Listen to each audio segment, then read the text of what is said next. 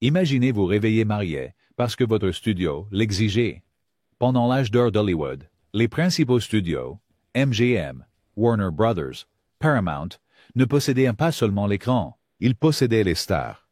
Les carrières étaient conçues, les scandales étouffés, et lorsqu'une grossesse imprévue menaçait l'image d'une jeune étoile montante, la solution n'était pas le soutien.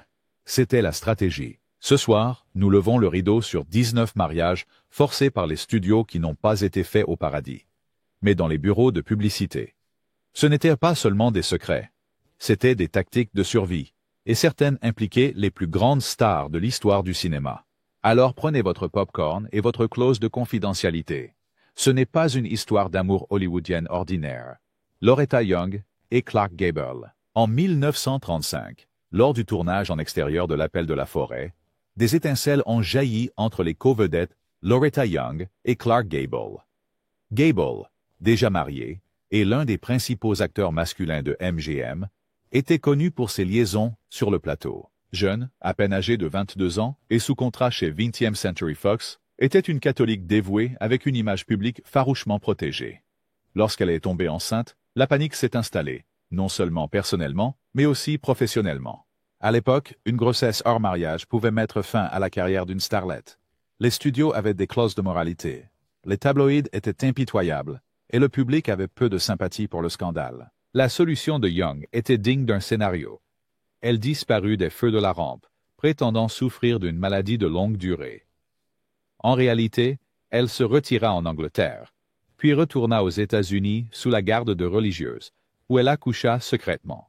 Sa fille, Judy Lewis, a été placée dans un orphelinat dont Young plus tard l'a adoptée, organisant l'adoption comme un acte public de charité. Personne ne le remit en question. Les dirigeants des studios ont coopéré pour garder le silence, et même le nom de Gable a été effacé des documents internes. Judy n'apprendrait la vérité sur sa filiation qu'à l'âge adulte, lorsque la ressemblance physique avec Gable devint impossible à ignorer. Le scandale resta enfoui pendant des décennies. Ce n'est qu'après le décès des deux stars que les papiers personnels de Young et les interviews posthumes ont confirmé ce que l'on soupçonnait depuis longtemps. Hollywood avait mis en scène de nombreuses histoires d'amour, mais aucune n'a été aussi soigneusement fabriquée que celle-ci. Judy Garland et David Rose. En 1941, Judy Garland avait seulement 19 ans, une étoile montante de la MGM fraîche de son succès dans Le Magicien d'Oz. Mais derrière le rideau, elle était dans une relation avec le chef d'orchestre David Rose, un homme de 12 ans son aîné et déjà marié lorsqu'ils se sont rencontrés. Lorsque Garland est tombée enceinte, les dirigeants du studio étaient furieux, non pas à cause de la relation, mais à cause du risque médiatique. Le chef de studio de MGM, Louis B. Mayer, voyait Garland comme la fille d'à côté du studio, une idole adolescente, saine et rentable. Une grossesse hors mariage aurait brisé cette illusion. La solution? Accélérer le divorce de Rose avec sa femme de l'époque, l'actrice Martha Raye, et précipiter Garland dans un mariage aseptisé, orchestré par le studio. Le mariage a eu lieu le 27 juillet 1941, juste après que Rose a finalisé son divorce. Mais le mariage n'a pas empêché le contrôle des dommages. Les initiés du studio ont exercé des pressions sur Garland pour qu'elle mette fin discrètement à sa grossesse, ce qu'elle a fait à contre-cœur. Le public n'a jamais rien su. Mayer a protégé son investissement, et Garland a été entraîné dans un cycle de pilules minceurs, de stabilisants d'humeur et de campagnes de relations publiques implacables pour maintenir son image. Le mariage n'a pas duré. Divorcé en 1944, mais le modèle était établi. Contrôler l'image, enterrer la vérité. Jane Harlow et Harold Rawson. Jane Harlow, la première blonde platine iconique, n'était pas étrangère au scandale. En 1933, après la mort suspecte de son mari de l'époque, le producteur Paul Bern, que beaucoup pensaient s'être suicidé, MGM s'est empressé de restaurer son image publique. Mais un autre problème se profilait. Harlow était impliqué avec le producteur lié à la mafia Marino Bello, et des rumeurs circulaient sur une grossesse. Pour neutraliser les commérages, le studio a orchestré un mariage précipité entre Harlow et le directeur de la photographie de MGM Harold Rawson en 1933. Les deux n'avaient aucune connexion romantique. En fait, les initiés qualifiaient Rawson de mari adopté de Harlow. Le couple a fait quelques apparitions publiques ensemble, posé pour des photos, et ont maintenu la charade juste assez long Assez longtemps pour que la presse déplace son attention. Le mariage a été dissous discrètement après seulement 8 mois. À ce moment-là, toute discussion sur une grossesse avait disparu, et MGM avait réussi à repositionner Harlow comme une star célibataire pleine de vie, plutôt qu'une veuve troublée ou une mère célibataire. L'ensemble de l'épisode était un coup de pub, et Rosen est retourné derrière la caméra, tandis que Harlow est revenu vers ses fans, libre et toujours commercialisable. Dorothy Dandridge et Harold Nicholas. Au début des années 1940, Dorothy Dandridge, l'une des premières femmes noires à devenir une star grand public à Hollywood, est tombée enceinte lors d'une romance avec le danseur Harold Nicholas, des célèbres Nicholas Brothers. Leur relation a suscité des inquiétudes, tant pour des raisons personnelles que politiques. Non seulement la grossesse de Dandridge était hors mariage, mais elle menaçait également de scandaliser la fragile acceptation qu'elle avait gagnée dans le Hollywood dominé par les Blancs. Pour prévenir un potentiel scandale, la direction de Dandridge, fortement influencée par les représentants des studios, a fait pression sur Nicholas pour qu'il se marie. La cérémonie a eu lieu en 1942, non par amour, mais par nécessité. La fille du couple, Caroline, est née avec de graves lésions cérébrales, et l'élan de carrière de Dandridge a ralenti, alors qu'elle se retirait des feux de la rampe. Le studio a à peine reconnu sa maternité. En fait, ils ont continué à la promouvoir comme une figure glamour célibataire, avec des communiqués de presse qui ne mentionnaient jamais Caroline. Nicholas a bientôt quitté entièrement la scène, et Dandridge s'est retrouvée mère célibataire, dans un système qui ne l'avait jamais vraiment soutenue. Son histoire est l'un des rares exemples où le mariage ne pouvait pas masquer la réalité. Et Hollywood a simplement choisi de faire comme si rien de tout cela ne s'était jamais produit. Lana Turner et Stephen Crane. En 1942, Lana Turner était au sommet de sa carrière. Glamour, rentable, et la blonde favorite de MGM. Mais lorsqu'elle est tombée enceinte de Stephen Crane, un homme d'affaires élégant aux relations douteuses, MGM a paniqué. Pourquoi? Parce que le divorce de Crane avec sa première femme, prononcé en 1939, n'avait pas été finalisé correctement. Le studio ne pouvait pas risquer un scandale de bigamie, surtout pas avec leur plus grande star féminine au centre de celui-ci. MGM a rapidement orchestré un mariage entre Turner et Crane pour légitimer la grossesse, mais seulement 2 mois plus tard, la vérité a émergé. Le divorce de Crane n'était pas valide. Le mariage a été déclaré nul et non avenu. Discrètement, le couple s'est remarié lors d'une cérémonie légalement contraignante, le 17 mars 1943, juste à temps pour que Turner donne naissance à leur fille, Cheryl. La presse reçut une version édulcorée d'une histoire de jeune amour et de réconciliation. En réalité, Turner avait presque quitté le mariage. Les infidélités de Crane et la manipulation du studio l'avaient laissé émotionnellement épuisé. Pourtant, l'histoire a été embellie avec des photos glamour et une couverture dans Photoplay. La grossesse de Lana a été présentée comme une fin romantique et heureuse, et non comme l'équilibre juridique soigneusement géré qu'elle était vraiment. Olivia de Havilland et Marcus Goodrich. Lorsqu'Olivia de Havilland remporta son premier Oscar pour To Each His Own en 1946, elle était déjà prise dans une crise personnelle discrète. Elle était enceinte de l'écrivain Marcus Goodrich, de 13 ans son aîné, et divorcée 2 fois. Le studio, préoccupé par le timing et l'image, a insisté pour que les deux se marient avant que la presse ne l'apprenne. Warner Brothers avait beaucoup à gagner avec de Havilland. Elle avait récemment remporté une bataille juridique contre le système des studios lui-même, la célèbre loi de Havilland, et la presse la décrivait toujours comme la femme de principe qui s'était opposée à l'esclavage des contrats à Hollywood. Une grossesse hors mariage aurait compromis cette image soigneusement construite. Le mariage a eu lieu quelques semaines avant sa date d'accouchement, sous les restrictions médiatiques les plus strictes. Les invités ont juré de garder le secret. Leur fils, Benjamin, est né peu après, et la presse l'a gentiment appelé « un bébé de lune de miel ». Ingrid Bergman et Peter Lindström. L'affaire d'Ingrid Bergman avec Roberto Rossellini est célèbre, lui coûtant sa carrière à Hollywood pendant plusieurs années.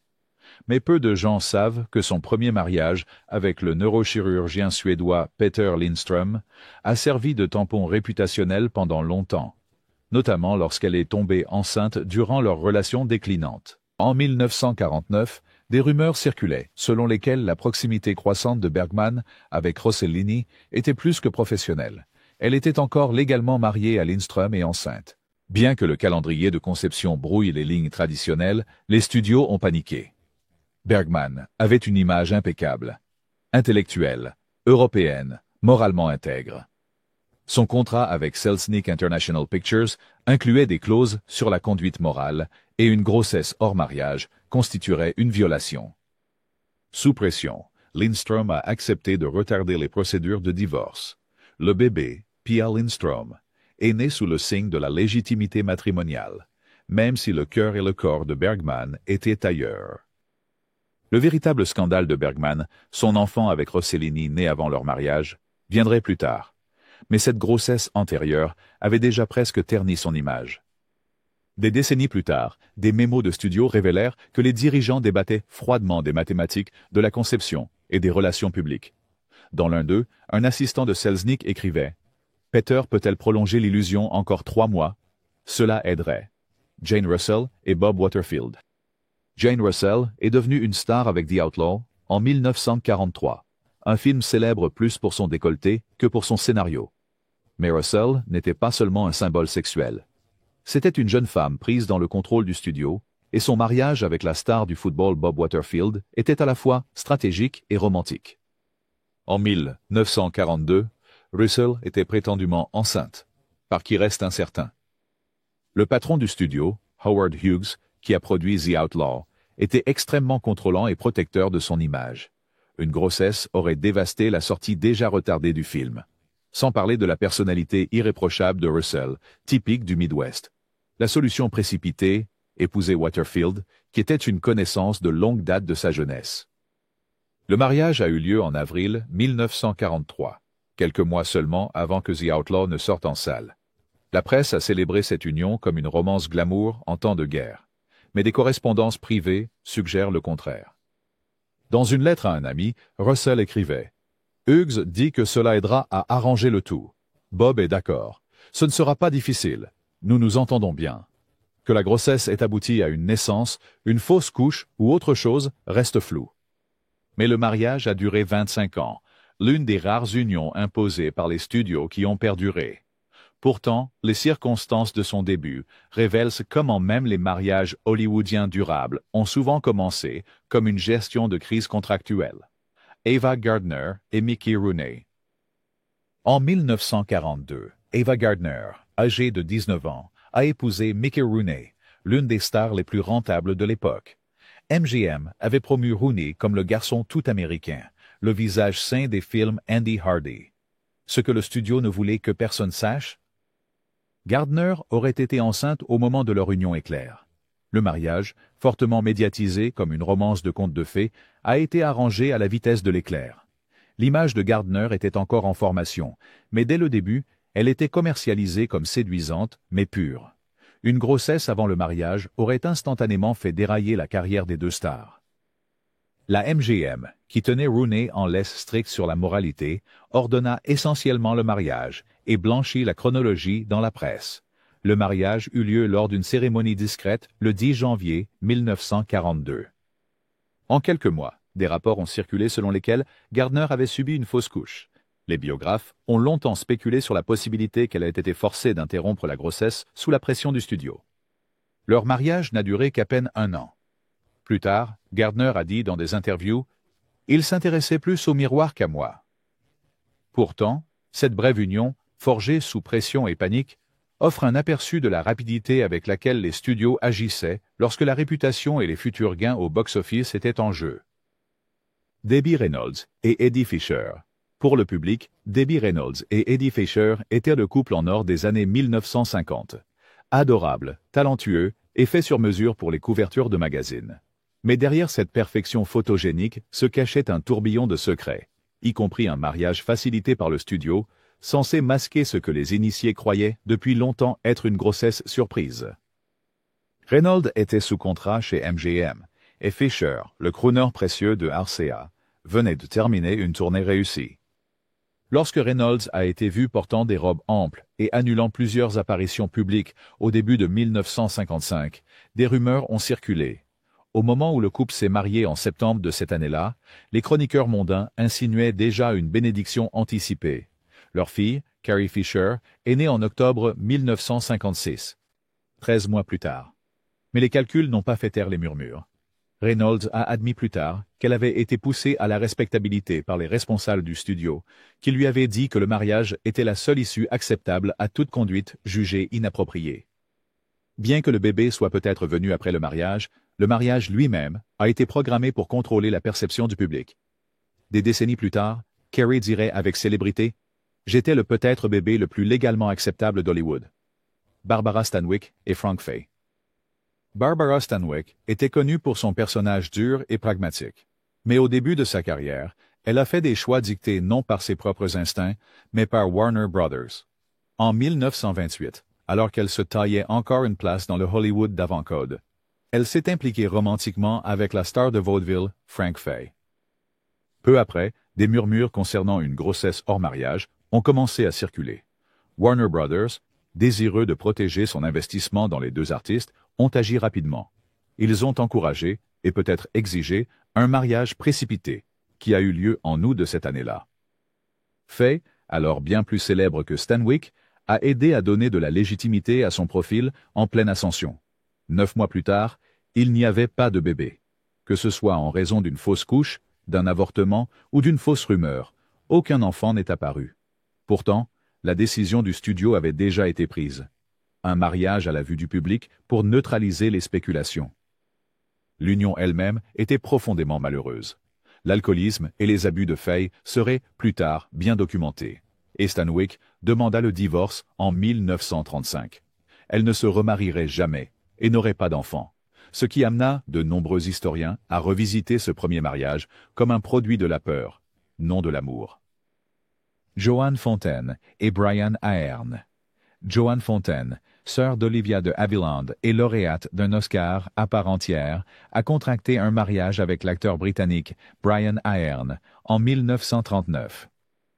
Bien qu'il semblait s'agir d'une romance classique d'Hollywood, plusieurs mémos de studio de United Artists et RKO suggèrent qu'elle a été stratégiquement encouragée pour dissimuler une grossesse imprévue. À l'époque, Fontaine devait jouer dans Rebecca, un projet de Hitchcock de grande envergure. Des rumeurs circulaient, selon lesquelles elle était impliquée avec un producteur marié, et la grossesse menaçait de saboter totalement le casting.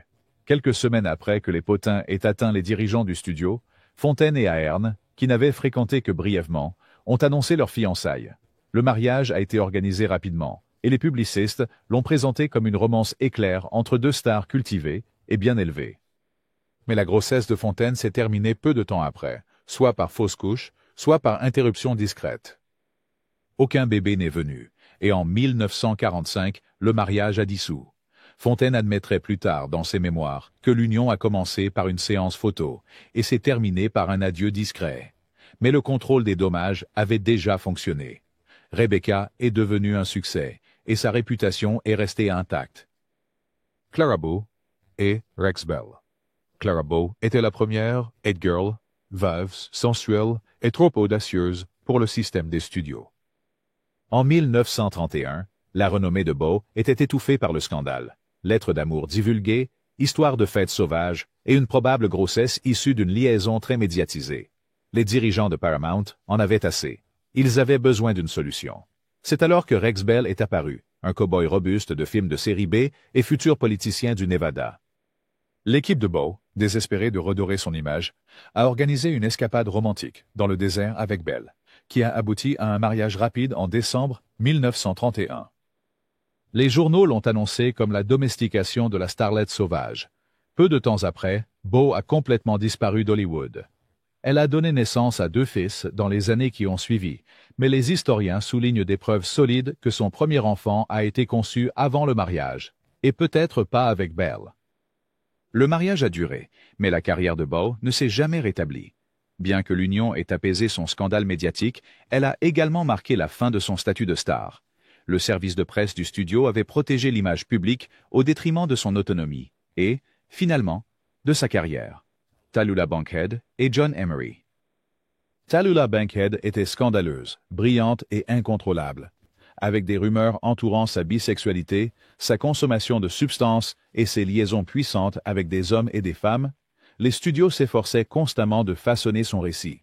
Mais lorsqu'elle est tombée enceinte à la fin des années 1930, Selon les rumeurs, par un producteur en vue, mais marié, Hollywood s'est mobilisé rapidement. En quelques semaines, elle a épousé l'acteur John Emery, en 1937. Le moment a suscité des interrogations. Ils n'avaient travaillé ensemble qu'une seule fois et n'avaient pas été vus ensemble socialement avant l'annonce. Leur mariage a été modeste et accéléré par des initiés de Paramount. Bankhead n'a jamais eu d'enfant. Certains récits affirment qu'elle a subi une fausse couche. D'autres suggèrent qu'elle a été contrainte à un avortement. Sa santé s'est dégradée par la suite et elle a subi une hystérectomie, une opération dont elle parlait ouvertement, la qualifiant de libération. Le mariage avec Emery n'a duré que quelques années. Les biographes spéculent qu'il n'existait que pour détourner l'attention de sa grossesse, qui aurait pu menacer sa position déjà précaire dans l'Amérique conservatrice.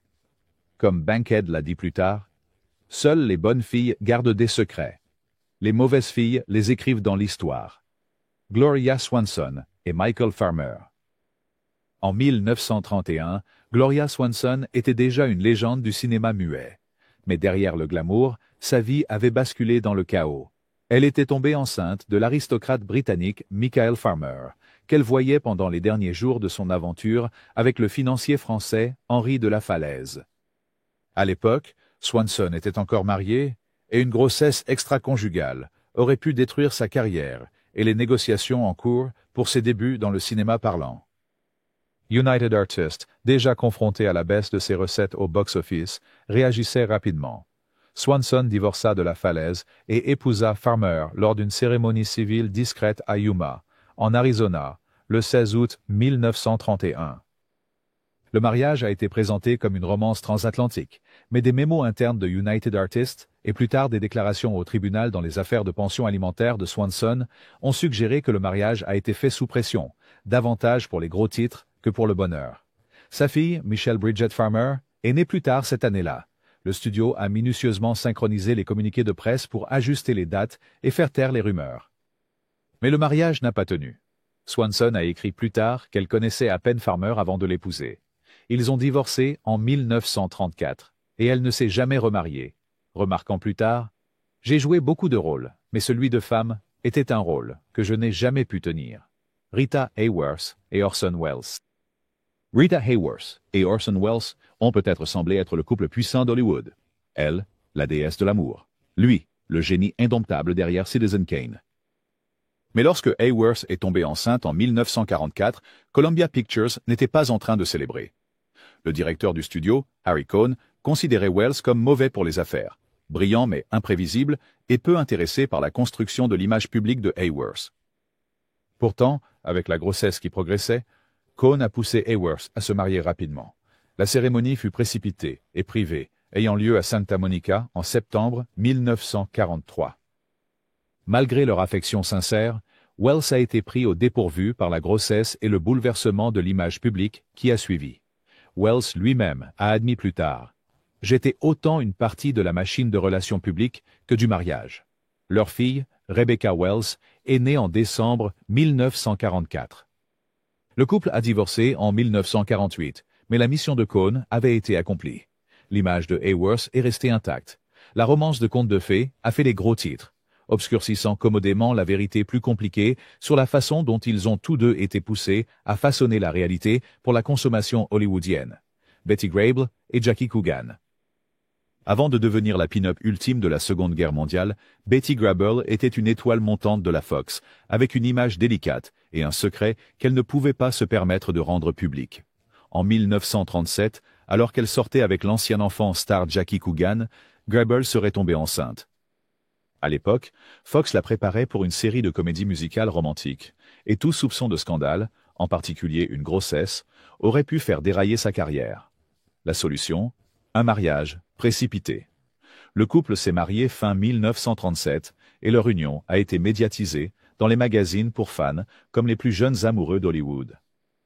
Mais en coulisses, c'était plus de la gestion de crise que de la chimie. Les problèmes financiers de Coogan et son comportement erratique n'ont fait qu'ajouter du stress. La grossesse aurait abouti à une fausse couche, mais la stratégie de gestion de crise avait fonctionné. La carrière de Grable a décollé au début des années 40, avec Fox la promouvant comme la chérie de l'Amérique, sans un mot de ce qui avait failli mettre fin à cette trajectoire avant même qu'elle ne commence. Le couple a divorcé en 1940 et tous deux ont eu d'autres relations très médiatisées. Mais leur brève union reste un exemple parfait de la façon dont même les stars les plus irréprochables étaient parfois poussées à faire des vœux pour des raisons de relations publiques, pas de passion. Susan Hayward et Jess Barker. Susan Hayward, connue pour ses performances féroces récompensées par un Oscar, commençait à se faire un nom dans les années 1940 lorsqu'elle entra dans un mariage orchestré par les studios avec l'acteur Jess Barker. Hayward avait été liée à plusieurs hommes très en vue, dont certains étaient mariés, et des rumeurs de grossesse hors mariage menaçaient d'arrêter son ascension chez 20th Century Fox. Pour sauver les apparences, les publicistes ont arrangé le mariage de Hayward et Barker en juillet 1944. Les communiqués de presse l'ont annoncé comme une union de rêve, bien que des initiés affirmassent que le couple se connaissait à peine avant les fiançailles. Hayward a donné naissance à des jumeaux en 1945. Mais à mesure que sa célébrité augmentait, des fissures dans le mariage se creusaient. Un divorce amer et une bataille pour la garde suivirent en 1954, durant laquelle Barker l'accusa de privilégier sa carrière. Et Hayward refusa de nier que l'union avait été arrangée par le service de relations publiques du studio. Les documents judiciaires, désormais publics, révèlent des références à l'entretien de l'image contractuelle et à des clauses de confidentialité, des signes évidents que le mariage a été au moins partiellement orchestré pour faire taire les têtes et vendre des billets. Hayward, toujours réaliste, aurait dit à une amie des années plus tard « Ils m'ont donné la robe, le marié, l'histoire et la bague. Tout ce que j'ai donné, c'était mon consentement. Et voilà, 19 mariages, d'innombrables gros traîtres et un petit secret honteux. » À l'époque dorée d'Hollywood, le mariage était souvent moins une question d'amour qu'une stratégie de contrôle des dégâts. Ce n'étaient pas des contes de fées. C'étaient des exercices d'évacuation. Un contrat par-ci, un ventre rond par-là, et un communiqué de presse prêt avant même que le gâteau soit coupé. Mais à travers la fumée et les miroirs, ces stars ont laissé derrière elles plus que des rumeurs. Elles ont laissé des héritages et des histoires qui refusaient de rester enterrées. Laquelle vous a le plus surpris? Dites-le dans les commentaires ci-dessous. Et si vous voulez plus de scandales d'Hollywood inédits, appuyez sur le bouton « J'aime ». Abonnez-vous et activez la cloche, car dans le vieux Hollywood, la vérité était toujours hors script.